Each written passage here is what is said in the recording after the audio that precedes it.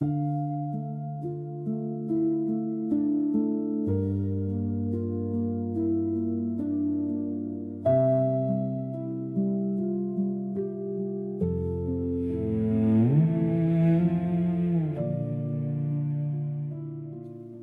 temps du moulin à café. Les gens croient vivre plus intensément que les animaux, les plantes et, à plus forte raison, les choses. Les animaux pressentent que leur vie est plus intense que celle des plantes et des choses. Les plantes rêvent qu'elles vivent plus intensément que les choses. Les choses, cependant, durent, et cette durée relève plus de la vie que quoi que ce soit d'autre. Le moulin à café de Mysia avait vu le jour grâce aux mains de quelqu'un. Des mains avaient assemblé bois, porcelaine et laiton pour en faire un objet unique. Bois, porcelaine et laiton avaient matérialisé l'idée de moudre. Moudre des grains de café pour les recouvrir d'eau bouillante. Il n'existe personne dont on puisse dire qu'il a inventé le moulin à café. L'acte créateur des humains n'étant que la remémoration de ce qui existe hors du temps, c'est-à-dire depuis toujours. L'homme est incapable de créer à partir de rien. Cette capacité-là appartient à Dieu. Le moulin à café possède un ventre de porcelaine blanche, un ventre creux où un petit tiroir de bois récupère le fruit du travail. Le ventre est coiffé d'un chapeau de laiton surmonté d'une manivelle à embout de bois. Le chapeau est percé d'un orifice fermé par un volet. C'est là qu'on verse les grains. Le moulin vit le jour dans quelques manufactures, puis il échoua au domicile de quelqu'un, et quotidiennement, avant midi, il moulut du café. Des mains chaudes et vivantes le tenaient. Elles le pressaient contre une poitrine où, sous un vêtement de percale ou de flanelle, battait un cœur humain. Puis la guerre arracha le moulin à la sécurité du placard de la cuisine. Elle le précipita dans un carton, aux côtés d'autres objets, le fourra dans des sacs de voyage, dans des sacs de jute, dans des wagons où des gens tenaillés par la peur de la mort violente fuyaient droit devant eux.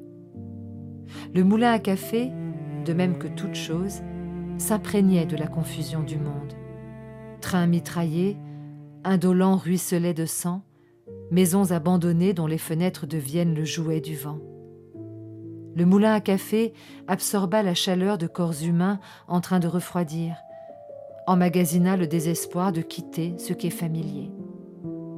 Des mains le touchaient qui, toutes, déposaient en lui une multitude d'émotions et de pensées.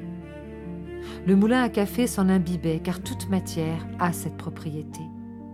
Fixer ce qui est volatile, fugace, transitoire. Michel le trouva là-bas, à l'est, et il l'enfouit dans son sac à dos en qualité de butin de guerre. Le soir, au moment des haltes, il reniflait le petit tiroir. Cela sentait la sécurité, le café, le foyer. Mysia, le moulin à café à la main, allait s'asseoir sur le banc devant la maison et elle faisait tourner la manivelle. Le moulin à café n'opposait aucune résistance, à croire qu'il jouait avec la fillette. De son banc, Mysia observait le monde et le moulin à café tournait, moulant le vide.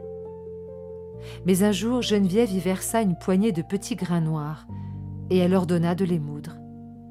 Alors, la manivelle ne tourna plus aussi aisément. Tout d'abord, le moulin parut avoir avalé de travers, puis lentement, systématiquement, il se mit à l'ouvrage, grinçant et crissant. Fini de jouer. Le travail du moulin était empreint d'un tel sérieux que nul n'aurait à présent osé l'arrêter. Il était redevenu la matérialisation intégrale de l'acte de moudre. Après quoi, une odeur de café fraîchement moulu vint se joindre au moulin à café, à Mysia, à l'univers entier.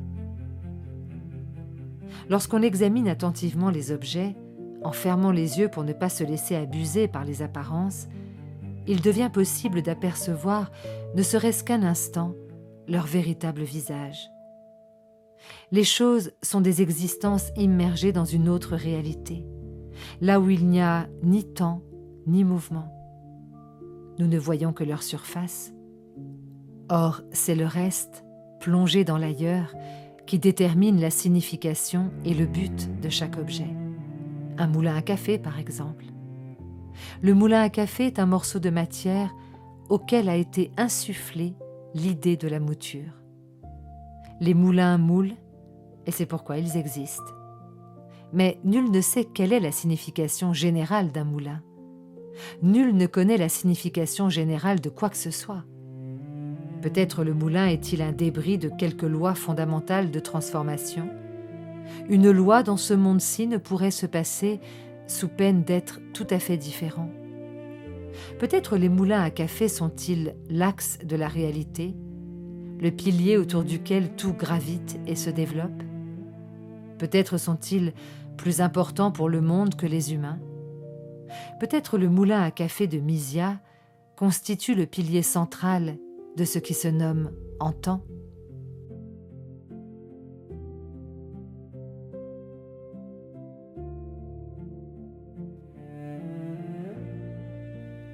Le temps du jeu.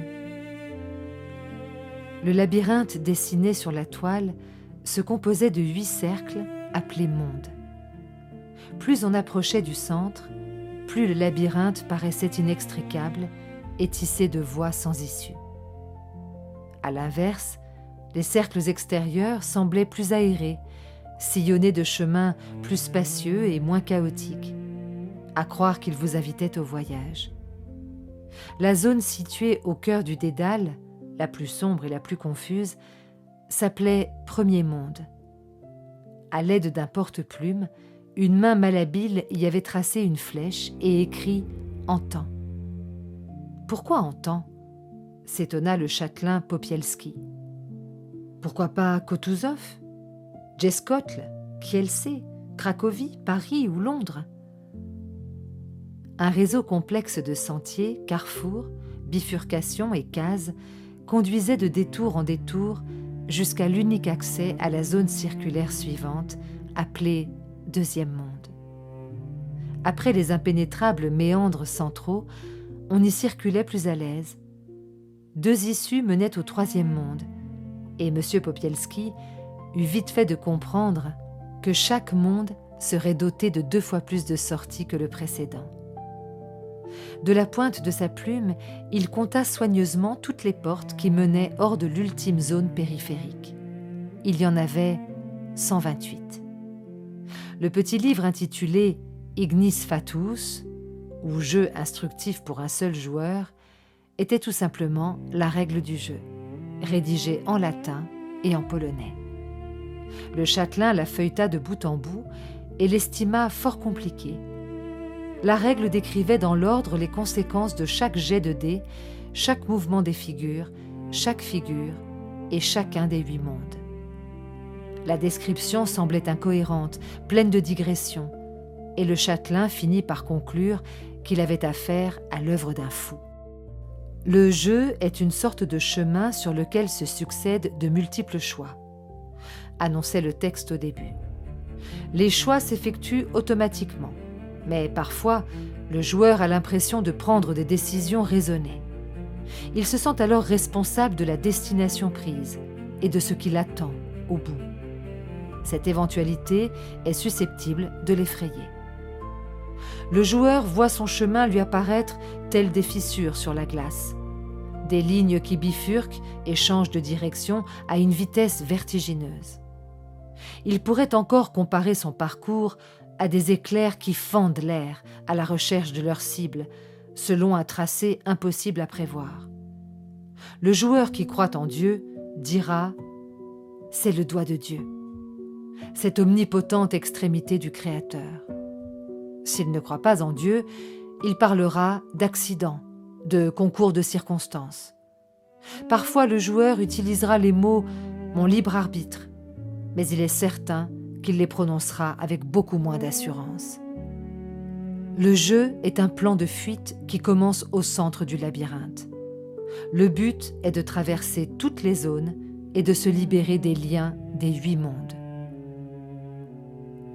Le châtelain Popielski parcourut la description minutieuse des figures et l'exposé de la stratégie d'ouverture du jeu. Parvenu à la définition du premier monde, il lut « Au commencement, il n'y avait aucun Dieu. Il n'y avait ni temps ni espace. Il n'y avait que la lumière et les ténèbres, et cela était parfait. » Ces phrases lui parurent familières. La lumière remua au tréfonds d'elle-même, et elle brilla. La colonne de lumière pénétra les ténèbres, et elle y trouva la matière, inerte de toute éternité. La lumière la frappa avec force, et elle y réveilla Dieu. Encore inconscient, encore incertain de ce qu'il était, Dieu regarda autour de lui, et ne voyant personne à part lui-même, il conclut qu'il était Dieu.